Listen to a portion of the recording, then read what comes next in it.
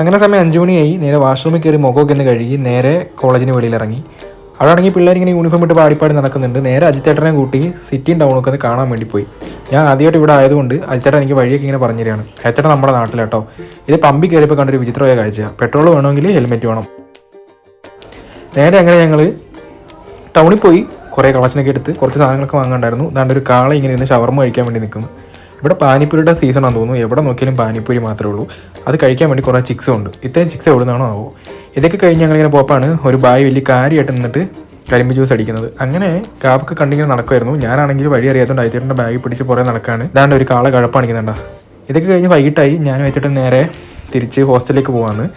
അങ്ങനെ ബുള്ളറ്റിൽ കറങ്ങി തിരിഞ്ഞ് നേരെ ഒരു കടയിൽ വന്നു. കുറച്ച് ചായയൊക്കെ കുടിച്ചു. ഇവിടെ നല്ല ആംബിയൻസ് ആയിരുന്നു. അതുകൊണ്ട് ഞങ്ങൾ ചായയൊക്കെ കുടിച്ച് കുറച്ച് നേരം ഇങ്ങനെ ലൈറ്റും ബൾബൊക്കെ കണ്ട് കാര്യമൊക്കെ പറഞ്ഞിരുന്നു. വീട്ടിലൊക്കെ വിളിച്ചു.